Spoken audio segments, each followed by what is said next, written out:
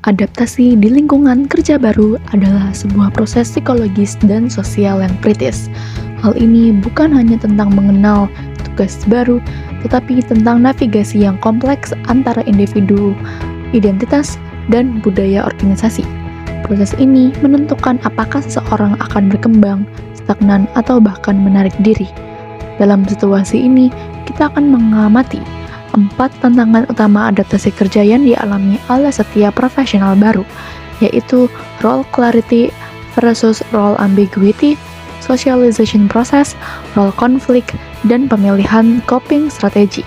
Mari kita simak bagaimana prinsip-prinsip teori ini muncul dalam dinamika sebuah tim yang sedang berusaha menemukan tempat magangnya.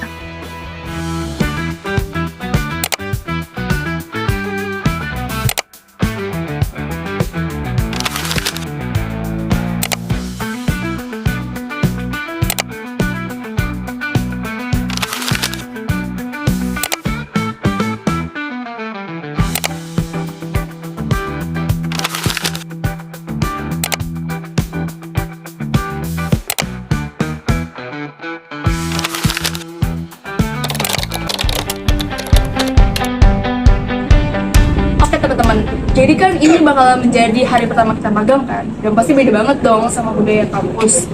Nah berarti kita harus nyamain dong dari budaya kita sama budaya kantornya. Nah kita bisa dong nih sama nyamain dengan socialization prosesnya. Berarti tugas kita tuh dari ngamatin kerjaan perkantoran dulu, terus komunikasi, sama nyamain sama normanya. Gimana menurut kalian? Menyelesaikan diri. Menurut kamu kita harus ikutin semua peraturan kantor gitu? Santai aja Pak, adaptasi kan fleksibel, kita masih bisa berpendapat kok, cara nyampainya aja yang beda. Nih kalau dari aku ya, kita tuh harus observasi dulu nih. Nah di situ kita bisa tahu nih siapa yang open sama kita dan siapa yang butuh pendekatan lebih hati-hati. Nah, betul banget. Observasi tuh ya emang penting banget buat awal adaptasi kan. Biar nanti kita nggak salah langkah dan kita jadi yang ngerti role clarity di tim kita.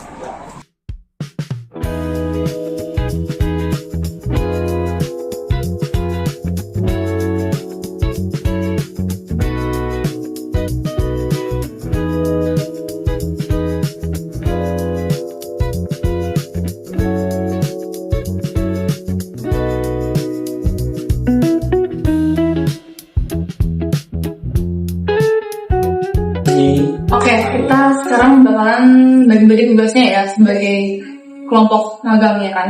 Berarti aku bakalan jadi si koordinator keseluruhan. Terus nanti Nopal bakalan jadi analisis budaya organisasinya. Reza bakalan ngurusin datanya. Terus Naura bakalan ngurusin komunikasi tim kita. Setuju gak? Karena kalau misalkan kita adaptasi pendekatan dulu, soalnya kadang soal begitu tuh suka muncul gitu loh, kalau misalkan kita nggak jelas arah tugas masing-masingnya tuh kayak gimana. Gimana? Kalau dari Reza gimana?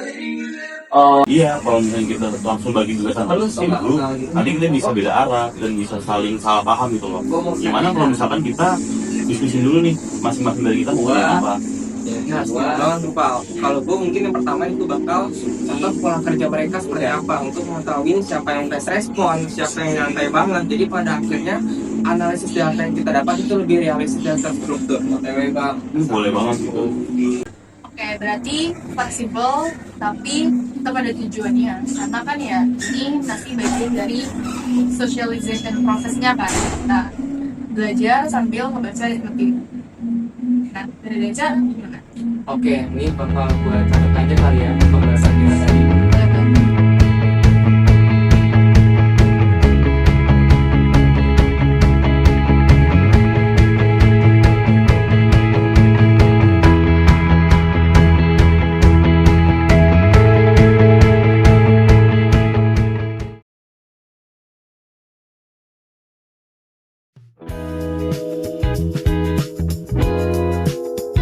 Mungkin kita pindah ke luar biar udaranya makin segar, makin fresh.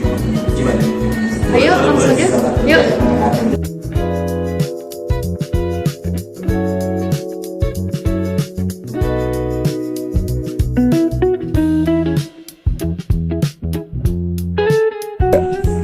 Tapi kalau misalnya kita terus-terusan kita yang ngikutin sistem, tapi nggak sih lama-lama kayak kita terus gitu yang harus terus-terusan mengalah. Setuju sih, cuman kalau kita nggak nyesuaiin sama sistemnya sama sekali, itu bakal berantakan banget, Pal. Dan sistem itu kan terbentuk juga dari budaya organisasinya kan, jadi sangat penting. Kalau awal-awal muncul ada role konflik, wajar sih antara prinsip pribadi sama tuntutan kerja menurut gua. Tapi kalau menurut aku, fleksibel itu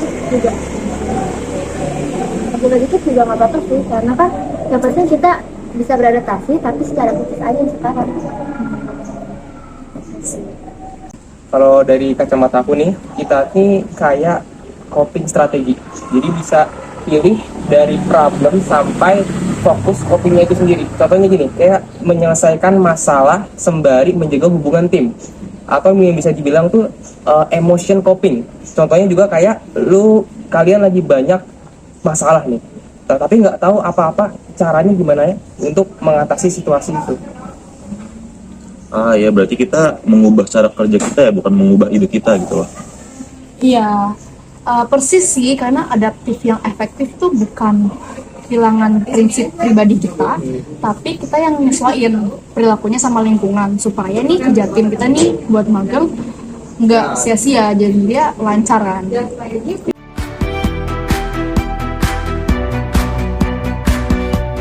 Lucu banget ya, awalnya kita ribut bareng, sekarang kita malah nyaman kayak gini. Nah, kayak gini tuh juga disebut socialization process. Itu tuh belajar dari interaksi langsung. I see, ya sih, aku juga belajar kan. Kalau ternyata diem sama observasi itu nggak selalunya buruk gitu loh. Dan itu lebih baik daripada langsung ngegas kan. Aku juga belajar itu juga socialization process ya. Iya. Aku mulai ngerti sih sekarang kok ternyata tuh fleksibilitas bikin kerja lebih enak dan lebih efektif ya ternyata. Jadi kita nggak harus yang terus-terusan kerja keras terus gitu loh. Betul, gue setuju nih. Jadi lingkungan kerja itu bikin kita ngatur sikap, bukan merubah prinsip. Dan observasi dulu baru ambil tindakan. Dan adaptasi itu penting banget. Jadi kalau kitanya kompak, ya itu bakalan berjalan aja gitu kitanya. Dari sini aku juga ngerti sih kalau ya adaptasi lingkungan kerja tuh fleksibel, nggak kaku gitu loh. Dan hal ini pun juga jadi penunjang buat kita tetap disiplin, tapi bisa santai aja, ya kan?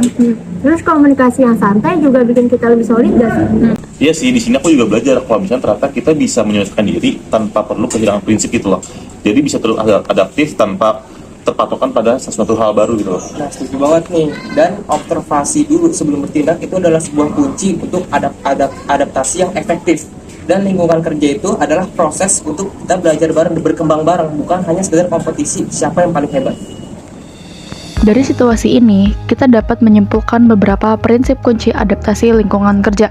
Pertama, adaptasi adalah proses aktif dan sosial. Individu bukan penerima pasif budaya, tetapi aktor yang secara aktif mengamati, menafsirkan, dan menegosiasikan tempat mereka. Socialization adalah proses dua arah. Kedua, kejelasan peran atau role clarity adalah hasil bukan titik awal. Kejelasan dibangun melalui komunikasi berulang, umpan balik, dan penyelesaian ambiguitas. Ia dinamis dan dapat berubah seiring proyek. Yang ketiga, konflik peran atau role conflict adalah hal yang wajar dan dapat menjadi sumber pembelajaran. Kuncinya adalah memiliki saluran dan strategi untuk mengelolanya secara konstruktif, bukan menghindarinya. Keempat, pemilihan coping strategi yang tepat bersifat situasional. Strategi berfokus pada masalah, cocok ketika situasi bisa berubah atau diubah, sementara strategi berfokus pada emosi dibutuhkan ketika yang bisa diubah adalah persepsi dan respons emosional kita. Dan yang terakhir adalah keberhasilan adaptasi tidak diukur oleh asimilasi total, tetapi oleh integritas atau integrasi yang efektif. Hal ini berarti mampu mempertahankan inti identitas pribadi yang positif sambil berkontribusi pada tujuan kolektif.